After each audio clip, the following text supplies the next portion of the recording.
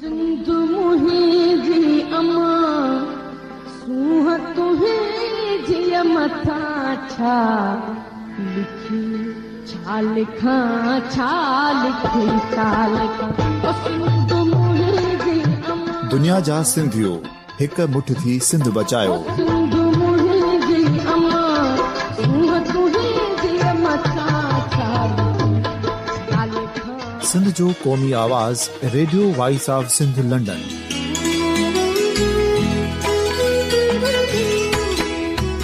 Radio voice of Sindh London पंहिंजी नशरियात में सिंध जी सियासत, समाज, इक़्तिसादियात, तारीख़, क़ौमी उमंगुनि ऐं इख़्लाक़ियात मुतलिक़ सिंध जी हक़ीक़ी तर्जुमानी कंदे प्रोग्रामनि खे असराइतो बणाइण लाइ सिंध जे घण घुरनि ऐं धरतीअ सां प्यार कंदड़ अदीबनि, दानिशवरनि, सहाफ़ियुनि, उस्तादनि, वकीलनि ऐं हर तबिके जे मानवारनि सजणनि खे सिंध में शऊरी इनकलाब लाइ सहकार जो सॾु ॾियूं था। अचो त गॾिजी सूफ़ियुनि ऐं संतनि वारी सिंध जो ओज हिकु मुठ थी वरी वापसि आणण वारे सफ़र जा साथारी बणिजऊं।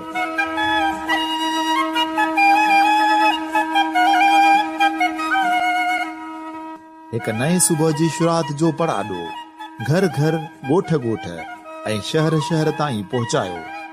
शाल सिंध आबाद ऐं ख़ुशहाल थिए, सिंधी माण्हू सुखियो ऐं सताबो थिए।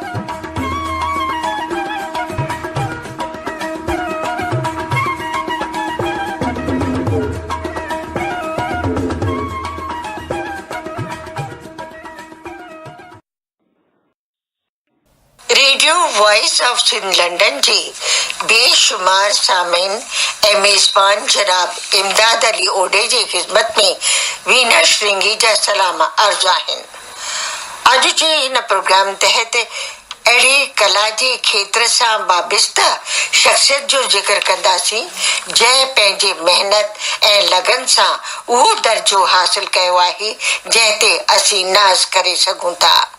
सिंधी समाज में नृत्य कला जे खेत्र में असांखे आङुरियुनि ते ॻणण जेतिरा कलाकार मिलंदा। अॼु जे प्रोग्राम तहत कथक नृत्य जी मायानाज़ शख़्सियत अनीला सुंदर जी फन ऐं शख़्सियत जो ज़िक्र कंदासीं। सिंधी समाज में नृत्य कला खे एतिरी अहमियत ऐं तस्लीमियत कान मिली आहे। इन जा कई कारण आहिनि।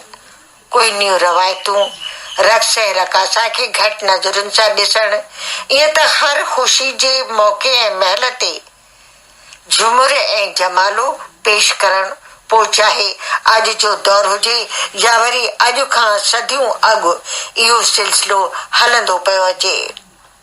नृत्य कला जी अहमियत इन ॻाल्हि मां बि उजागर थींदी त मोहन जे दड़े जे खोटाईअ मां नर्तकी जी मूर्त जो लभजण यानी इहो फन उन दौर में बि मौजूद हो।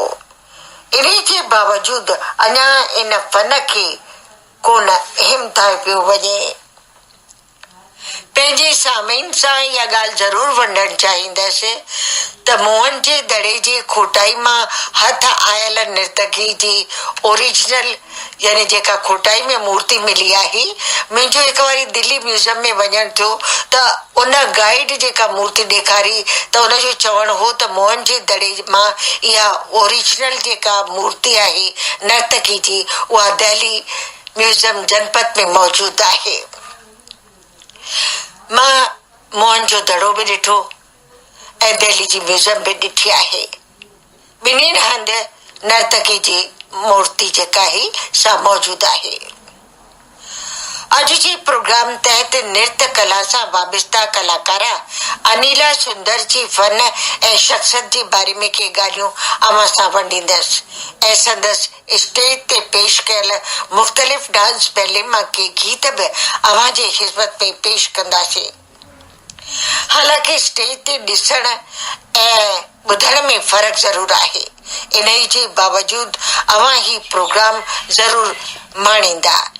अहिड़ी पक थम अनिला सुंदर जी नृत्य जी सफ़र जी यादगार सिलसिले खे संदसि पेश कयल बैले जी गीतनि सां असां अॻिते वधाईंदासीं, जंहिंमें सिंधु नदीअ जी आराधना ऐं स्तुति आहे ऐं श्लोकनि सां सिंधुअ जी पूॼा कई पई वञे। अनिला सुंदर खे पोपटी हीरानंदाणी, गोवर्धन भारती जो भी साथ ऐं सहकार मिलो। मौसीकार श्री अर्जुन ऐं घनश्याम वासवाणी भी अनिला सुंदर जे इन्हनि बैले में उन सां साथ ऐं सहकार ॾिनो आहे। ऐं सुठियूं कंपोज़िशन जेके आहिनि असांखे ॾिसण वटां मिलंदियूं ऐं उन्हनि जेके गीत ऐं कंपोज़िशन कया आहिनि लबनि ते वाह वाह अची वेंदी आहे। त हींअर असां इन सिलसिले खे अनिला सुंदर जे हिकु बैले गीत सां अॻिते वधाईंदासीं।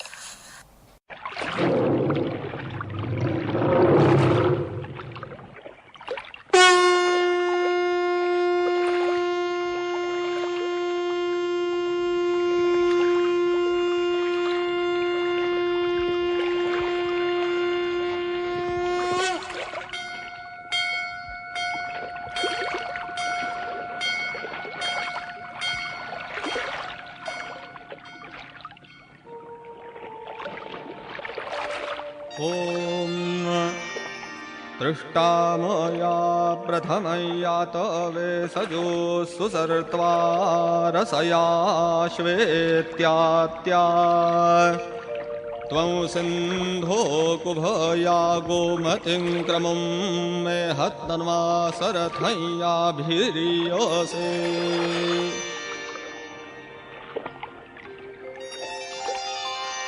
ॐ स्वशवा सिन्धुसुरथा सुवासा हिरण्यये सुकृता वाजिनीवती पूर्णावती युवती शीलमावत्युताधिवस्ते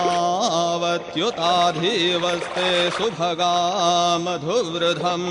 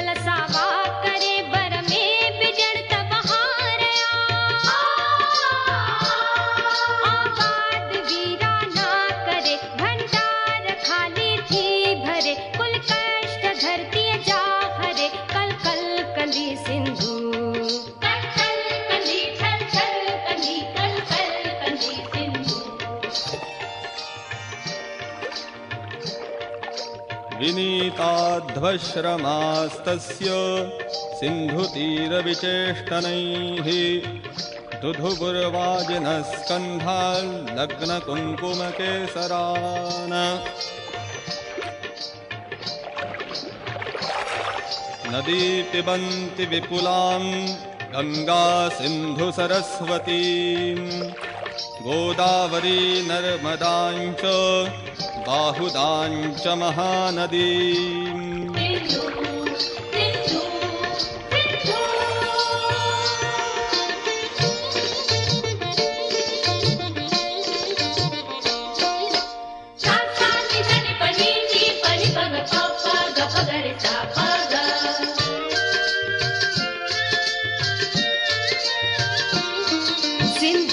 असांजी मावा अंचल अझो पहरावा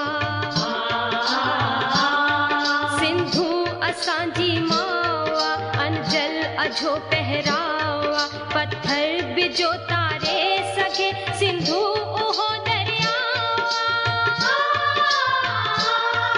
अहड़ी मिठी प्यारी अमा नितनेक बाझारी अमा उन मावता घोरी बन्या सदके बन्या सिंधु सदके बन्या सदके बन्या सदके बन्या सिंधु सिंधु सिंधु सिंधु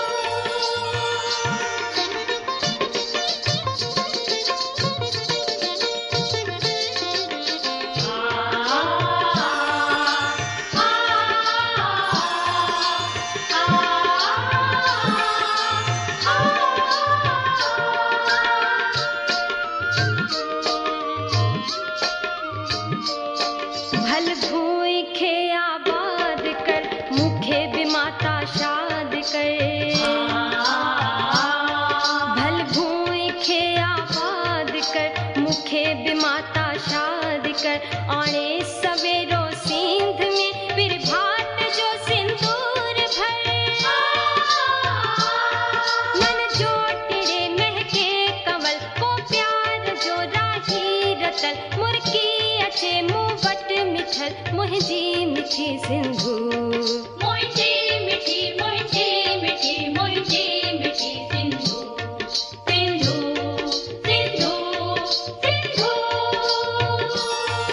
आकाश मां लहंदी अचे की स्वर्ग मां वहंदी अचे कैलाश ता कहंदी अचे कल कल कंदी सिंधु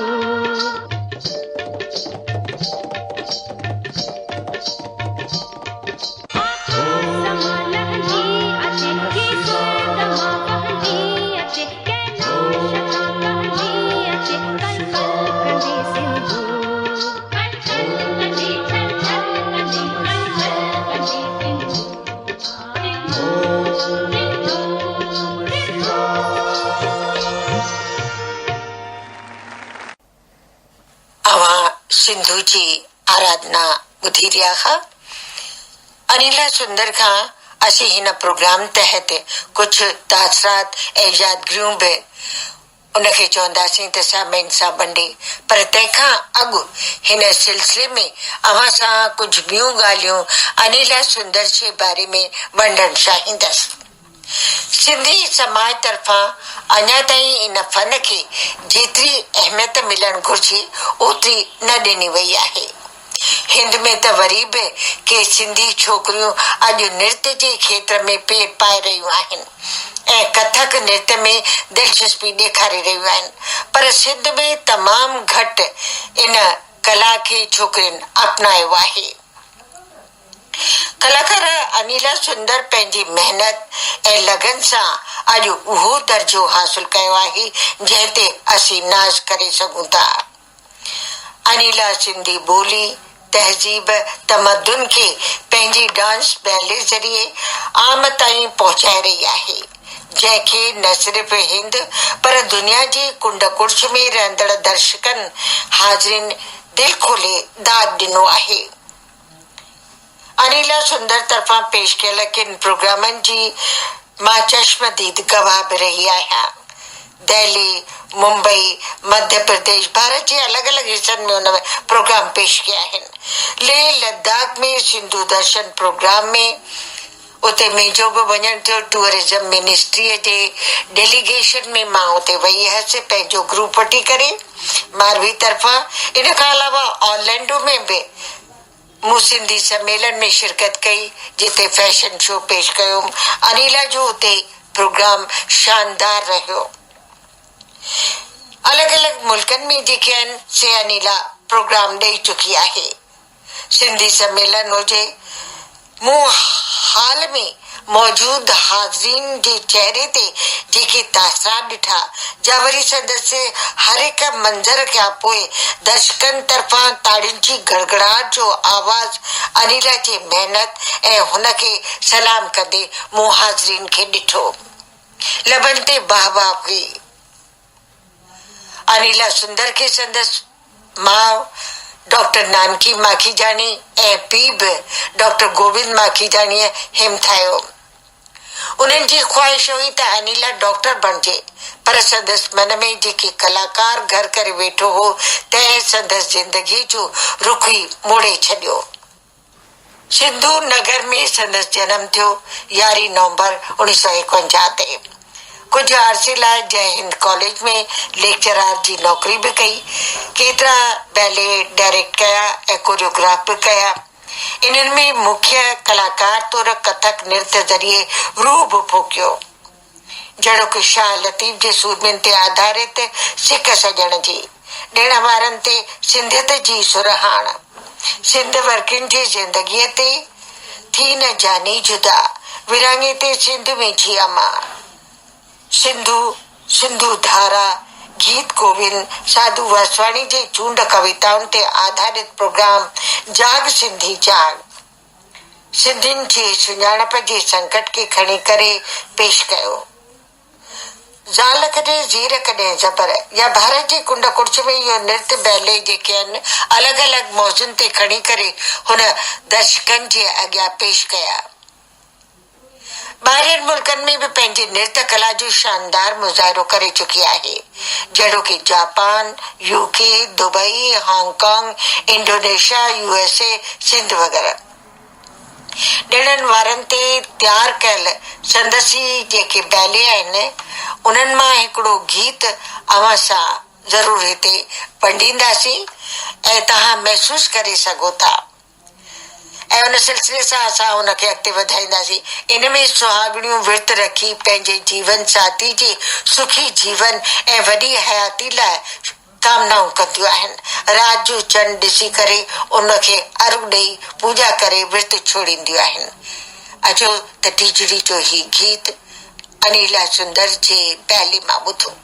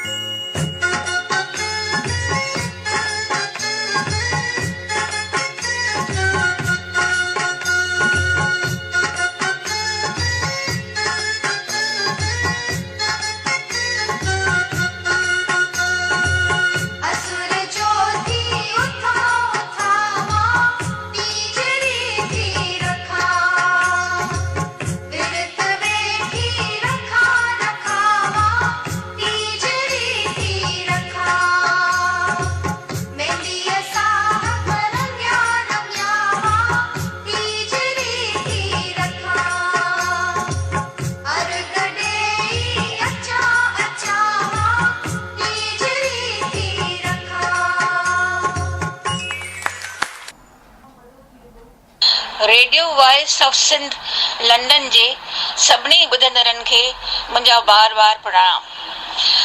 वीना जी, मां शुक्रगुज़ार आहियां जो तव्हां मूंखे इनवाइट कयो पंहिंजा तजुर्बा ऐं पंहिंजी ज़िंदगी जे बारे में कुझु ॿुधाइण लाइ। मूं पंहिंजो करियर कथक डांसर करे शुरू कयो हो ऐं मां जॾहिं कुझु इहा मिठी यादि आहे त मां जॾहिं यूरोप वई हुअसि पंहिंजो परफॉर्मेंस करण लाइ, तॾहिं मुंहिंजी नई नई शादी थी हुई ऐं मां अनिला माखीजानी मां अनिला नचनानी थी हुअसि। त उते जॾहिं वियसि त उहो मुंहिंजो सरनेम जेकी यूरोपियंस आहे उहे सरनेम प्रोनाउंस ई न पिए करे सघिया, जो ॾाढी ॾुखी सरनेम आहे। त पोइ चयूं की तुंहिंजो अगरि विचो नालो सुंदर आहे त why don't U adopt this name, this sounds more beautiful. त पोइ तॾहिं खां वठी मां अनिला सुंदर थियसि। बसि ईअं कारवां अॻिते वधियो ऐं घणेई प्रोग्राम कथक जा घणनि ई हंधनि ते कया, यूरोप में घणनि ई कंट्रीज़ में, वेस्ट अफ्रीका वग़ैरह। ऐं पोइ हिकु अहिड़ो समय आयो जो सोचियो की चलो सिंधीअ में कुझु मां ठाहियां। ऐं दादी पोपटी हीरानंदाणी सां मुंहिंजी मुलाक़ात थी ऐं मूं घणेई बैलेस ठाहिया, घणेई ऑन डिफरेंट डिफरेंट थीम्स, अलॻि अलॻि बैलेस ठाहिया। के शाह जे सूरमियुनि ते, ॾिण वार ते, थी न जुदा जानी मूंखां असुर सामुंडी ते, ऐं सिंधू धारा में त पूरी हिस्ट्री ॿुधाई, मोहन जे दड़ो खां वठी विड़ांगे ते ठाहियो, सिंध मुंहिंजी अम्मा, ज़ाल ज़ेर ज़बर उहो ठाहियो जेको हिकु औरत ते आधारित हो। त जॾहिं मूं सिंधू नदी जी आराधना लेह लद्दाख में पेश कई त उन वक़्तु असांजो प्राइम मिनिस्टर अटल बिहारी वाजपेयी जी आया हुआ। त घणेई कलाकार आया हुआ, सॼे हिंदुस्तान मां घणेई टोलियूं आयूं हुयूं। त उन्हनि जे अॻियां ई मसइलो अची वियो त कंहिंजो प्रोग्राम अची रखूं। पोइ जॾहिं उन्हनि खे ख़बर पई की मुंहिंजी जेका आइटम आहे सा सिंधू नदी जी आराधना था आहे ऐं सिंधू नदी त लेह लद्दाख मां वहे थी, असांजे पंहिंजे हिंदुस्तान मां वहे थी, त पोइ उन्हनि उहो प्रोग्राम वाजपेयी जे साम्हूं रखियो। घणेई हुन में गवर्नमेंट जा माण्हू हुआ, कलाकार हुआ, सिपाही सोल्जर्स हुआ, तमामु घणो मज़ो आयो। उते प्रोग्राम हलंदे ईअं दिलि में विश थी त जेकर सिंध में मां इहो सिंधू नदी जी आराधना वारो प्रोग्राम कयां, आकाश मां वहंदी अचे थी सुर्ग मां लहंदी अचे। ऐं सचमुच इहो मौक़ो बणिजी आयो ऐं 2013 में मूंखे मौक़ो मिलियो त सिंध में वञी इहो प्रोग्राम ऐं ॿियनि घणनि ई हंधनि ते सिंध में बि प्रोग्राम कयो। इहा मिठी यादि आहे ऐं अहिड़ियूं खटियूं मिठियूं ॿियूं यादि घणेई आहिनि, छो जो उन सां ई त हिकु ज़िंदगी ठहंदी आहे जंहिंमें खटास बि हुजे, मिठास बि हुजे, सभु सुर हुजनि, सभु रस हुजनि, तॾहिं वञी उहा ज़िंदगी सुहिणी साबित थींदी आहे। त मूंखे यादि थो अचे की जॾहिं पहिरीं मां जयपुर वई हुअसि तॾहिं सिधी गाॾी न हूंदी हुई, सवाइ माधोपुर तां वञिणो पवंदो हो।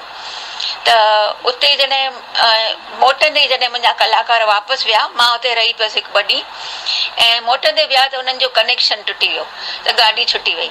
अहिड़े नमूने मूंखे ट्रेन जा त तमामु घणा प्रॉब्लम्स आया आहिनि, तमामु घणा जदवजहद थी आहे, स्ट्रगल थी आहे। ट्रेन टिकेटूं बुक कराइण, कॾहिं टिकेटूं बुक न थियनि या RAC मिले त पोइ आर्टिस्ट को स्टेशन ताईं मोटी वञे की मूंखे न सफ़र करिणो आहे अगरि कंफर्म टिकट कोन्हे। त अहिड़ा घणेई प्रॉब्लम्स आया आहिनि। स्टेज ते कुझु ॻाल्हियूं पूरियूं न मिलनि, मैसर न थियनि, तंहिं हूंदे बि पंहिंजो कमु करे अचणु निभाइणु उहो ईश्वर जी हिकु ब्लेसिंग्स आहिनि उनजी। तॾहिं ई जेको कुझु मां करे सघी आहियां बसि तव्हां सभिनी सिंधियुनि जे प्यार ऐं उनजी ब्लेसिंग्स सां। ऐं ॿियो हिकु यादि थो अचे त जॾहिं मां अमेरिका वई हुअसि त उतां मोटंदे असांजो सामान ई बम्बई ते न लथो। दुबई जे आयासीं त शायदि उन्हनि पूरो स्टैम्प न कयो की छा प्रॉब्लम थियो ऐं मुंहिंजो यकदमि अमरावती में प्रोग्राम हो। त ॾाढो मुंझी पियसि, हाणे सभु कॉस्ट्यूम्स हुन बैग में कीअं मां 2 ॾींहंनि में इहे सॼो मैनेज कयां। मूंखे सॼो सामान मिली वियो ऐं मां अमरावती पहुची सघियसि। त इहो अमेरिका खां अमरावती ताईं जो पूरो चक्कर। त इहा आहे ज़िंदगी जंहिंमें घणेई प्रॉब्लम्स थियण जे बावजूद बि जॾहिं घर मोटंदी आहियां त ॾाढो ख़ुशि हूंदी आहियां, छो जो एतिरो मूंखे प्यारु मिलियो आहे, उन मां एतिरी मूंखे एनर्जी मिलंदी आहे स्टेज ते, जो मां वापसि ठीकु थी बिल्कुलु ख़ुशि थी पंहिंजे घर मोटंदी आहियां, छो जो प्यार जे अॻियां त सचमुच कुझु बि कोन्हे। ऐं मां शुक्रगुज़ार आहियां कि तव्हां मूंखे हिते घुरायो ऐं मूं पंहिंजा कुझु ख़्याल तव्हां सां वंडिया, ऐं उमेद कयां थी त वरी इहो कुर्ब तव्हां वटां हमेशह मिलंदो ई रहंदो। महिरबानी। अनिला जी, तव्हांजी वॾी वॾी महिरबानी।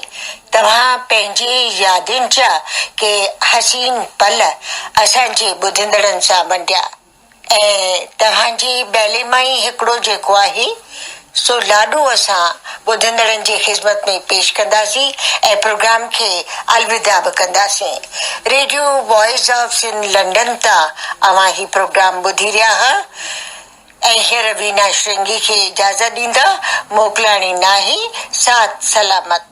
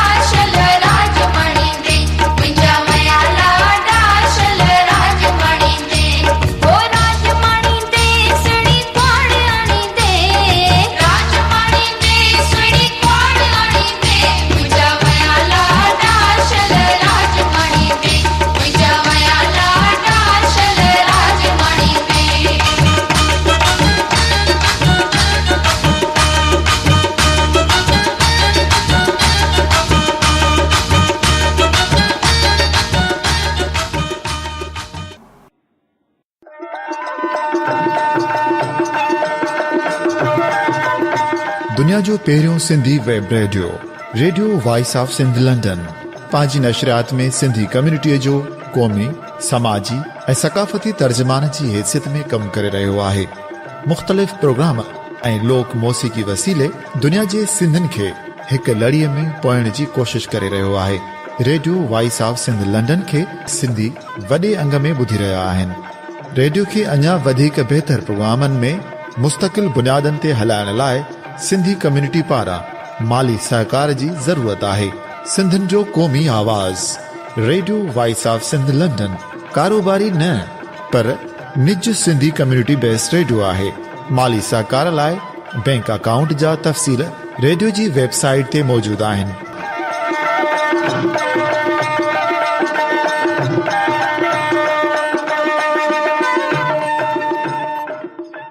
अवां जी समातुनि ताईं radio voice of Sindh London